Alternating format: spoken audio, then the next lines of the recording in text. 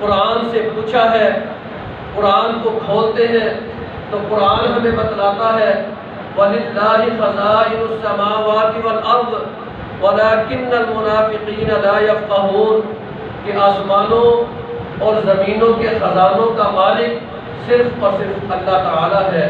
وَلَكِنَّ الْمُنَافِقِينَ لَا يَفْقَهُونَ لیکن جو منافق لوگ ہوتے ہیں وہ اس کو نہیں سمجھتے، وہ اس قرآن مجید کی آیت کریمہ کو جھٹلا دیتے ہیں۔ ان کو پتہ ہے کہ آسمانوں اور زمینوں کے خزانوں کا مالک صرف اور صرف اللہ تعالی ہے، لیکن جو اس بات کو رد کر دیتا ہے، جو اس بات کو انکار کر دیتا ہے، اس کے اندر منافقین کی ایک صفت اور ایک خوبی پائی جاتی ہے۔ میرے بھائیوں، آج اس بات کا اپنے دل کے اندر اعادہ کر لیں، اس بات کو اپنے دل کے اندر بٹھا لیں کہ وہ خزانے فرش کے اوپر ہوں، وہ خزانے عرش کے اوپر ہوں، وہ آسمانوں کے اوپر ہوں، وہ زمین کے اوپر ہوں، یا وہ اس کے درمیان جہاں پر بھی خزانے ہوں، ان تمام خزانوں کا مالک کون ہے؟ صرف اور صرف اللہ تعالی۔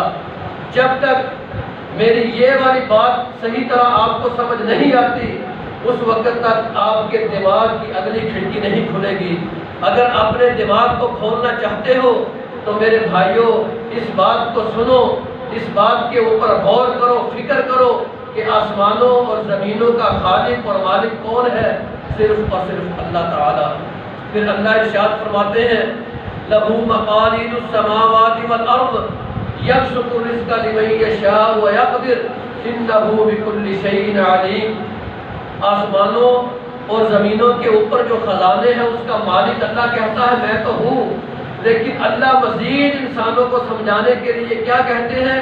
لَهُ مَقَالِيدُ السَّمَاوَاتِ وَالْأَرْضِ آسمانوں اور زمینوں کے اوپر جو خزانے ہیں اس کی کنجیاں کا مالک بھی کون ہے؟ اللہ تعالی۔ یرزق من یشاء ویہدی من یشاء، یہ میرا اللہ کہتا ہے، اللہ جس کو چاہتا ہے اس کے رزق کو فراہم کر دیتا ہے، اس کے رزق میں اضافہ کر دیتا ہے۔ اللہ جس کو چاہتا ہے اس کے رزق کے اندر تنگی پیدا کر دیتا ہے، اس کے رزق کو کم اور تھوڑا کر دیتا ہے۔ یہ تمام قسم کا اختیار صرف اور صرف میرے اللہ کے پاس ہے۔ انہ بکل شیء علیم، اللہ تعالیٰ ارشاد فرماتے ہیں کہ صرف اور صرف اللہ تعالیٰ ہے جو دنیا کی چیزوں کو، جو دنیا کی بنائی ہوئی چیزوں کو خوب بہتر طریقے سے جانتا ہے۔ اللہ کے سوا کوئی بھی بہتر جاننے والا نہیں ہے۔ یہ اللہ کی کمال صفت ہے جو اللہ بیان کر رہے ہیں۔ آسمانوں اور زمینوں کے خزانے اللہ کے لیے، اس کا مالک بھی کون؟ اللہ تعالیٰ۔ اس کی کنجیاں بھی کس کے پاس؟ اللہ تعالیٰ کے پاس۔ تو میرے بھائیوں اس چیز سے ہمیں کیا سمجھ آتی ہے، اس چیز سے ہمیں کیا پتہ چلتا ہے کہ اللہ تعالیٰ تمام خزانوں کا مالک کل اور اس کے استعمال کا اختیار اور تصرف وہ بھی صرف اور صرف اللہ کے پاس ہے، اور آسمانوں اور زمینوں کے جتنے بھی خزانے ہیں اللہ تعالیٰ بلا شرکت غیر ان تمام خزانوں کا مالک ہے۔ پھر اللہ تعالیٰ انسانوں کو مزید سمجھاتے ہیں، مزید اللہ تعالیٰ انسانوں کو سمجھانے کے لیے کیا کہتے ہیں؟ وَالَّذِينَ تَدْعُونَ مِن دُونِهِ مَا يَمْلِكُونَ مِن قِطْمِيرٍ، جو لوگ اللہ کی اس بات کے اوپر یقین نہیں رکھتے، ایمان نہیں لاتے کہ اللہ کے سوا کوئی اور بھی خزانوں کا مالک ہے، تو اللہ ان لوگوں کو مخاطب کر کے کہتے ہیں وَالَّذِينَ تَدْعُونَ مِن دُونِي، تم ان لوگوں کو بلاؤ جو تم میرے سوا، جن کو تم پکارتے ہو، جن کے پاس تم رزق کے لیے جاتے ہو، ما یملکون من قطمیر، وہ جو لوگ ہیں جن کو تم میرے سوا پکارتے ہو، میرے سوا جن کے پاس تم رزق کی طلب کے لیے جاتے ہو، ان کے پاس تو اتنا بھی اختیار نہیں ہے کہ یہ جو کھجور کی گٹھلی ہوتی ہے اس کے اوپر جو ہلکا سا چھوٹا سا چھلکا لگا ہوتا ہے وہ تو اس کے بھی مالک نہیں ہے۔ اللہ نے کتنی چھوٹی سی مثال اور کتنی حقیر سی مثال کے ساتھ مسلمانوں کو سمجھایا ہے۔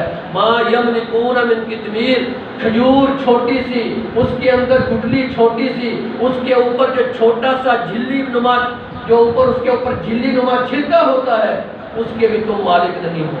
اللہ کہتا ہے تمام کائنات کا خالق و مالک میں ہوں، خزانوں کا بھی خالق اور مالک میں ہوں، اور اس کی چابیاں بھی میرے پاس ہے، اس کا تصرف، اس کا اختیار بھی میرے پاس ہے۔ میں جس کو چاہتا ہوں زیادہ رزق عطا کر دیتا ہوں، میں جس کو چاہتا ہوں اس کے رزق کو کم کر دیتا ہوں، میں جس کو چاہتا ہوں بڑھا چڑھا کر دیتا ہوں، میں جس کو چاہتا ہوں اس کے رزق میں کمی کر دیتا ہوں۔ یہ تمام قسم کے اختیارات صرف اور صرف میرے اللہ کے پاس ہیں۔ میرے بھائیوں، اس بات کو جب تک ہمیں سمجھ نہیں آتی ہے، جب تک ہم اس بات کو سمجھ نہیں لیتے، اس وقت تک ہماری زبان کی، ہمارے دماغ کی اگلی گرہ نہیں کھلے گی۔ جب تک ہم اس بات کو سمجھ نہیں لیتے، بات کیا ہے؟ صرف اور صرف جو میں آپ کو سمجھانا چاہتا ہوں کہ یہ اپنا یقین مستحکم کر لیں، یہ یقین مضبوط کر لیں، اپنا اعتقاد توکل اس بات کے اوپر مضبوط کر لیں کہ اللہ کے سوا کوئی بھی رازق نہیں ہے۔ جتنے بھی خزانے ہیں ان تمام خزانوں کا خالق و مالک کون ہے؟ صرف اور صرف اللہ تعالیٰ، اور ان کے استعمال کا تصرف اور اختیار وہ بھی صرف اور صرف اللہ کے پاس ہے۔ اور اللہ تعالیٰ ان تمام خزانوں کا بلا شرکت غیر مالک ہے، کوئی بھی اس کے ساتھ ساتھی نہیں ہے، کوئی بھی اس کی نظیر نہیں ہے، کوئی بھی اس کا ساتھی نہیں ہے، اللہ اکیلا ان تمام خزانوں کا مالک ہے۔ تو میرے بھائیوں، آج ہم یہ سمجھتے ہیں کہ خزانوں کا مالک صرف اور صرف کون ہے؟ اللہ تعالیٰ۔ پھر اس کے بعد آج ہمارے معاشرے میں ہر انسان پریشان ہے، تکلیفوں میں مبتلا ہے، پریشانیوں میں مبتلا ہے، اور طرح طرح کی مصیبتوں میں گھرا ہوا ہے۔ جب ہم اس کی پشت کے اوپر دیکھتے ہیں، اس کی بیک کے اوپر دیکھتے ہیں، تو ہمیں کیا پتہ چلتا ہے کہ آج اگر ایک مسلمان اپنے کاروبار کی وجہ سے پریشان ہے تو اس کے پاس رزق کی کمی ہے۔ اگر آج وہ اپنے گھر کی وجہ سے پریشان ہے تو اس کے پاس مال و دولت کی کمی ہے۔ آج میں کون سے ایسے اسباب پیدا کروں، کون سے ایسے ذرائع پیدا کروں، کون سے ایسے وظائف کروں، کون سے ایسے عمل کروں کہ جن کو کرنے کے اوپر اللہ تعالیٰ میرے رزق میں اضافہ فرما دے، میرے رزق میں فراوانی فرما دے، اور اللہ تعالیٰ مجھے آسمانوں سے رزق عطا کر دے۔ وہ کون کون سے ایسے اسباب ہیں؟ صرف ایک اسباب اس میں سے آج ذکر کر کے جاؤں گا، اس کو اپنے اوپر مضبوطی کے ساتھ اس کو پکڑ لے، اس کو باندھ لے کہ یہی رزق جو ہے نا ہم کس طرح رزق کو حاصل کر سکتے ہیں۔ تو میرے بھائیوں، جو سب سے پہلے رزق حاصل کرنے کا طریقہ اور وہ ہے، وہ کیا ہے؟ توبہ اور استغفار۔ توبہ اور استغفار۔ جب تم توبہ اور استغفار کا معمول بنا لیتے ہو، توبہ اور استغفار کرتے ہوئے اپنی زندگی گزارتے ہو، تو اللہ تعالیٰ تمہارے رزق میں اضافہ فرما دیتا ہے۔ اللہ قرآن مجید فرقان حمید میں ارشاد فرماتے ہیں، فَقُلْتُ اسْتَغْفِرُوا رَبَّكُمْ إِنَّهُ كَانَ غَفَّارًا يُرْسِلِ السَّمَاءَ عَلَيْكُمْ مِدْرَارًا وَيُمْدِدْكُمْ بِأَمْوَالٍ وَبَنِينَ وَيَجْعَلْ لَكُمْ جَنَّاتٍ وَيَجْعَلْ لَكُمْ أَنْهَارًا۔ اللہ تعالیٰ کیا ارشاد فرماتے ہیں؟ فَقُلْتُ اسْتَغْفِرُوا رَبَّكُمْ إِنَّهُ كَانَ غَفَّارًا۔ تو تم اپنے رب کے لیے استغفار کرو، اللہ سے اپنے گناہوں کی بخشش مانگو، اللہ سے اپنے گناہوں کی معافی طلب کرو۔ انہو کان غفارا، بے شک اللہ تعالی سب سے زیادہ بخشنے والا ہے۔ یہ بھی اللہ کی کمال صفت ہے، بہت ہی بڑی صفت ہے کہ اللہ کے سوا کوئی بھی بخشنے والا نہیں ہے، صرف میرا اللہ ہے۔ جب انسان گناہ کرتا ہے اس کے اوپر بھی اللہ پکڑ نہیں کرتا، وہ اللہ کی بارگاہ میں کھڑا ہو جاتا ہے، اپنے ہاتھوں کو اٹھا لیتا ہے، اللہ سے مناجات کرتا ہے، فریادیں کرتا ہے، دعائیں کرتا ہے، مناجات کرتا ہے، اللہ تو میرے گناہوں کے اوپر پکڑ نہ کرنا، اللہ تو میرے گناہوں کے اوپر مجھے معاف فرما دے۔ تو اللہ تعالیٰ ہی سب سے بڑی صفت اس کی ہے، اللہ اس کے گناہوں کو معاف فرما دیتا ہے۔ اللہ صرف اس کے گناہوں کو معاف نہیں فرماتا بلکہ کیا کرتا ہے؟ اللہ اس کے گناہوں کو نیکیوں میں بدل دیتا ہے۔ فَقُلْتُ اسْتَغْفِرُوا رَبَّكُمْ إِنَّهُ كَانَ غَفَّارًا۔ تم استغفار کرو، تم استغفار کو لازم پکڑو، اس کے بدلے اللہ تعالیٰ تمہیں کیا دے گا؟ فَقُلْتُ اسْتَغْفِرُوا رَبَّكُمْ إِنَّهُ كَانَ غَفَّارًا يُرْسِلِ السَّمَاءَ عَلَيْكُمْ مِدْرَارًا۔ اللہ تعالیٰ آسمانوں سے تمہارے اوپر موسلا دھار بارش برسائے گا۔ يُرْسِلِ السَّمَاءَ عَلَيْكُمْ مِدْرَارًا وَيُمْدِدْكُمْ بِأَمْوَالٍ وَبَنِينَ۔ پھر اللہ تعالیٰ کیا کرے گا؟ تمہارے مالوں میں اضافہ کرے گا، تمہاری اولاد میں اضافہ کرے گا۔ یہ میرے اللہ کے وعدے ہیں۔ تم استغفار کو لازم پکڑ لو، تم استغفار کو اپنی زندگی کا اوڑھنا بچھونا بنا لو۔ اللہ آسمانوں سے تمہارے لیے بارش کو، موسلادھار بارش کو برسائے گا، تمہارے مالوں میں بھی اضافہ کرے گا، تمہاری اولاد میں بھی اضافہ کرے گا۔ شرط کیا ہے؟ کہ تم پکے سچے دل کے ساتھ اللہ کی بارگاہ میں استغفار کرنے کے لیے آ جاؤ۔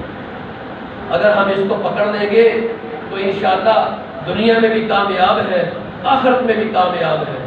تفسیر قرطبی میں ایک واقعہ بیان کیا جاتا ہے، حضرت عمر فاروق رضی اللہ تعالی عنہ وہ اپنی مسجد میں تشریف فرما تھے۔ کچھ لوگ آئے ان کے پاس، آ کر سوال کیا، کہا کہ اے امیر المومنین حضرت عمر فاروق رضی اللہ تعالی عنہ، ہمارے ساتھ مسجد سے باہر نکلیے، قحط سالی کا دور آ چکا ہے، باہر نکل کے ہمارے لیے اللہ تعالیٰ سے دعا مانگے کہ اللہ ہمارے اوپر اپنے رحمت کی بارش نازل کرے۔ حضرت عمر فاروق رضی اللہ تعالیٰ عنہ باہر نکلتے ہیں، باہر نکل کے کیا دعا کرتے ہیں؟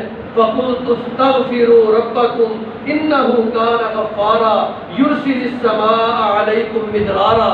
اتنے الفاظ پڑھتے ہیں اور واپس مسجد میں آ جاتے ہیں۔ تھوڑی دیر کے بعد اللہ تعالیٰ موسلادھار بارش برسانا شروع کر دیتے ہیں۔ لوگ سوال کرتے ہیں، لوگ پوچھتے ہیں کہ اے امیر المومنین، آپ ہمارے ساتھ مسجد سے باہر گئے، باہر جا کر آپ نے اللہ سے نہ تو کوئی دعا مانگی، نہ اللہ سے التجا کی، نہ فریاد کی، آپ نے تو بس کچھ قرآن مجید کی آیت کریمہ کو تلاوت کیا اور واپس مسجد میں آ گئے۔ اس کے پیچھے ماجرا کیا ہے کہ اللہ نے آسمانوں سے موسلادھار بارش برسانا شروع کر دی۔ تو حضرت عمر فاروق رضی اللہ تعالیٰ عنہ نے کیا بیان کیا کہ کیا تم نے قرآن مجید کی اس آیت کریمہ کو نہیں پڑھا؟ استغفروا ربکم فقلت استغفروا ربکم انہ کان غفارا یرسل السماء علیکم مدرارا۔ اگر تم اللہ سے اپنے گناہوں کی معافی طلب کرو گے، بخشش طلب کرو گے، تو اللہ تعالیٰ کیا کرے گا؟ آسمانوں سے تمہارے لیے موسلادھار بارش جو ہے نا وہ نازل کرے گا۔ حضرت نوح علیہ السلام نے اللہ سے انہی الفاظ کے ساتھ دعا کی تھی، تو میں نے بھی اللہ کے اس برگزیدہ بندے کی وجہ سے میں نے اللہ کے حضور یہی الفاظ دہرائے ہیں، تو اللہ نے مجھے بارش کی نعمت سے، بارش کی رحمت سے نواز دیا ہے۔ تو میرے بھائیوں، اگر آپ بارشوں کا نزول چاہتے ہو تو پھر کیا کرو؟ استغفار کو لازم پکڑو۔ حضرت حسن بصری رحمہ اللہ علیہ وہ مسجد میں تشریف فرما تھے، مسجد میں بیٹھے ہوئے تھے، کچھ لوگ آئے، انہوں نے آ کر سوال کیا یا شکایت کی۔ وہ کہتے ہیں کہ ہمارے علاقے میں قحط سالی بہت زیادہ آ چکی ہے، تو آپ ہمیں کوئی ایسا وظیفہ بتلائیے، کوئی ایسا عمل بتلائیے کہ جس وظیفے اور عمل کو کرنے کی بنا کے اوپر ہمارے علاقے سے وہ قحط سالی ختم ہو جائے۔ حضرت حسن بصری رحمہ اللہ علیہ نے ان کو کہا کہ آپ لوگ کیا کریں؟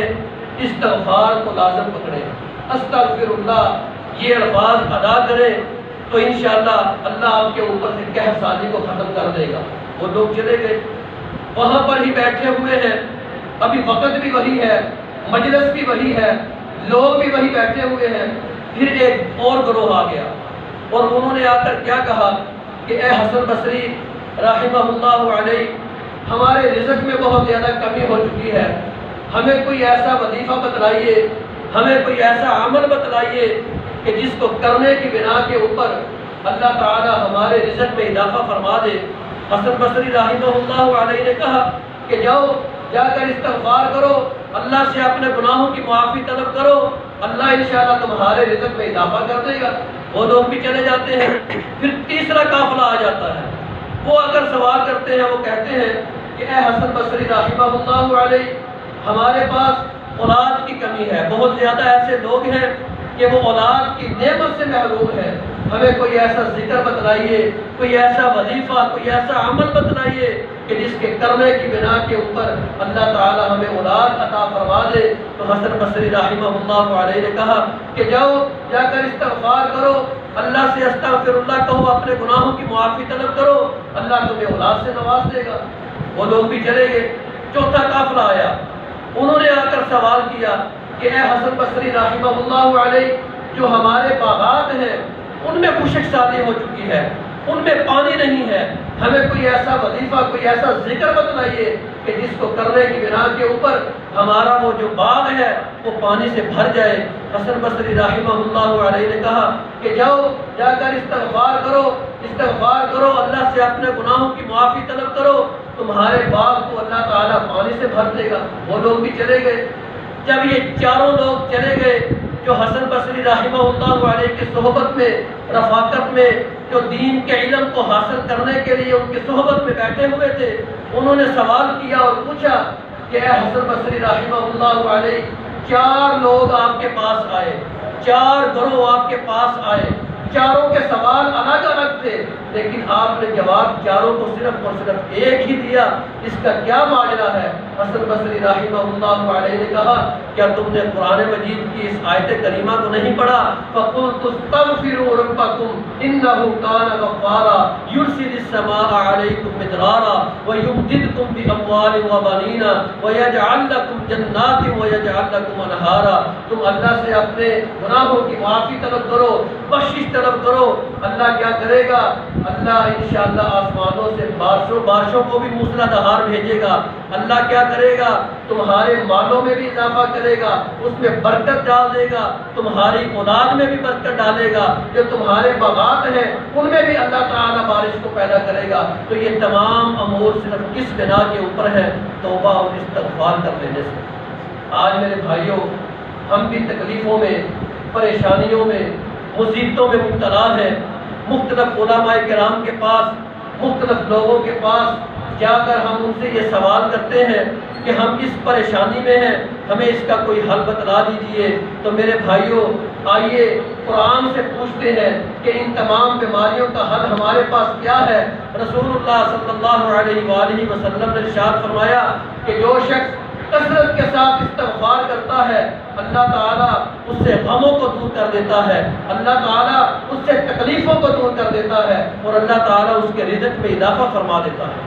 یہ میرے بھائیوں میری اپنی بات نہیں ہے، میں اپنے پاس سے یہ بات کو بیان نہیں کر رہا، پیارے محمد صلی اللہ علیہ وآلہ وسلم کی بات آپ کو بتلا رہا ہوں کہ اللہ کے پیغمبر نے مسلمانوں کو یہ تلقین کی ہے، یہ وصیت کی ہے، یہ نصیحت کی ہے کہ تم کثرت کے ساتھ استغفار کرو۔ اللہ کیا کرے گا؟ تمہیں جو مصیبتیں ہیں اللہ تمہیں مصیبتوں سے نکال دے گا، تمہیں جو پریشانیاں ہیں اللہ تمہیں ان پریشانیوں سے بھی نکال دے گا۔ اگر تمہارے پاس مال کی کمی ہے تو اللہ تعالیٰ تمہارے رزق میں بھی اضافہ کر دے گا۔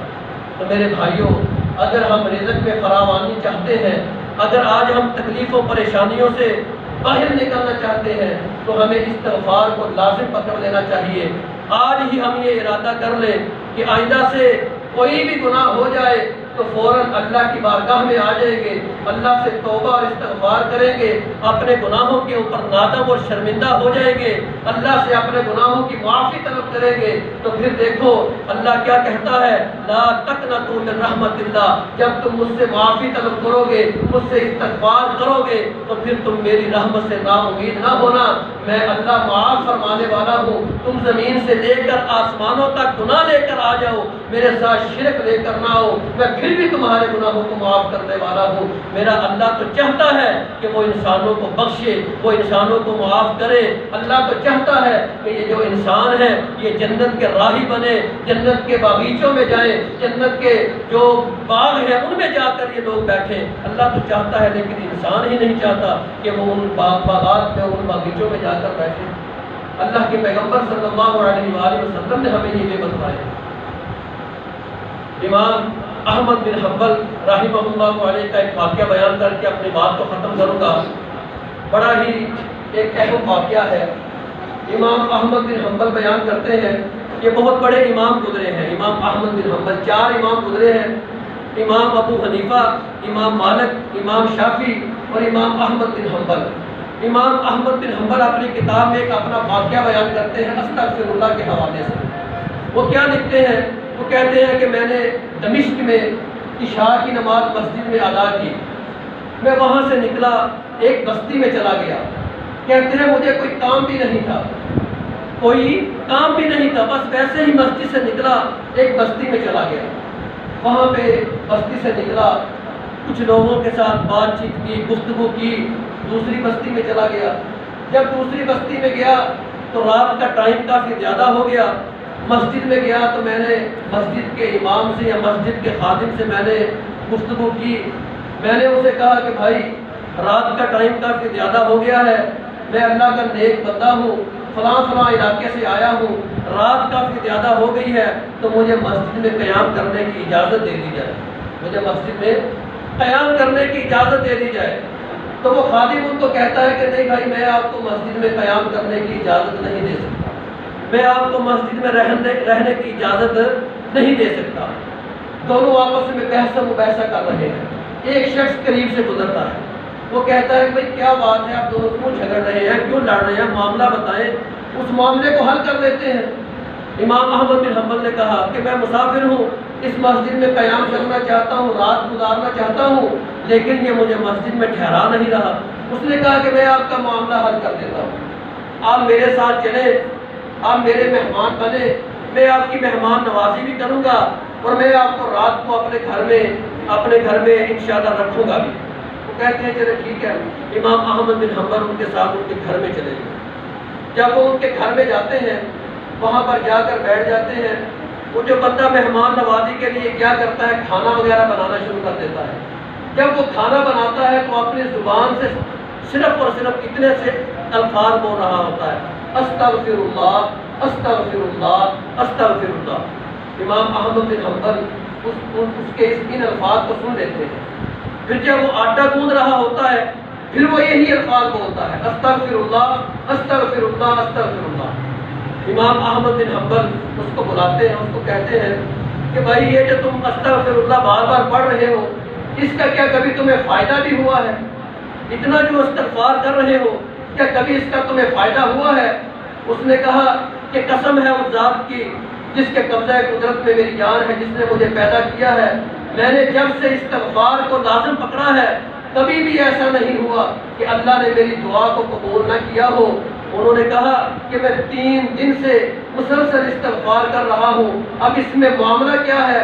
میں چاہتا ہوں کہ دور بستی میں ایک بہت ہی نیک بزرگ ہے، امام احمد بن حنبل ان کا نام ہے، میں تاجر ہوں، تجارت کرتا ہوں، میرے پاس اتنا ٹائم نہیں ہے، وقت نہیں ہے کہ میں ان کو مل کر آ جاؤں، میں استغفار کر رہا ہوں، استغفر اللہ پڑھ رہا ہوں، کبھی بھی ایسا نہیں ہوا کہ 3 دن مجھے ہو گئے ہیں میں استغفار کر رہا ہوں اور ابھی تک اللہ نے میری دعا کو قبول نہیں کیا۔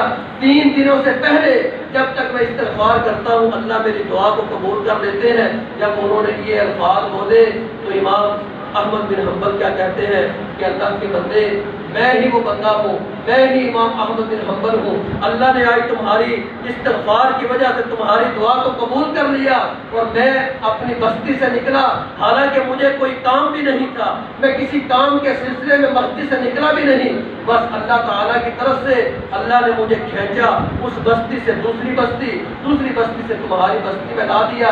کیوں؟ کیونکہ تم استغفار کر رہے تھے، تم اللہ سے اپنے گناہوں کی معافی طلب کر رہے تھے، اور اس استغفار کے پیچھے تمہارا مطلب کیا تھا کہ تم امام احمد بن حنبل سے ملنا چاہتے تھے، اللہ نے تمہاری دعا کو قبول کیا اور آج میں تمہارے سامنے بیٹھا ہوا ہوں۔ تو میرے بھائیوں، اگر آج ہم استغفار کو لازمی پکڑ لیں، استغفر اللہ کا ورد ہم زیادہ سے زیادہ کریں، کوئی بھی دعا ہو، آپ کسی بھی تکلیف میں مبتلا ہو، آپ کسی بھی پریشانی میں مبتلا ہو، استغفر اللہ کا ورد کریں تو انشاءاللہ اللہ تعالیٰ آپ کی پریشانی بھی دور کرے گا، آپ کی مصیبتوں کو بھی دور کرے گا، اور جس مقصد کے لیے آپ استغفر اللہ پڑھ رہے ہیں اللہ تعالیٰ آپ کو اس مقصد کو بھی پورا کرے گا۔ اللہ تعالیٰ سے دعا کرتا ہوں کہ اللہ تعالیٰ مجھے اور آپ سب کو استغفار، توبہ اور استغفار کرنے کی توفیق عطا فرمائے۔ وقولوا قولی ھذا استغفر اللہ واتوب الیہ۔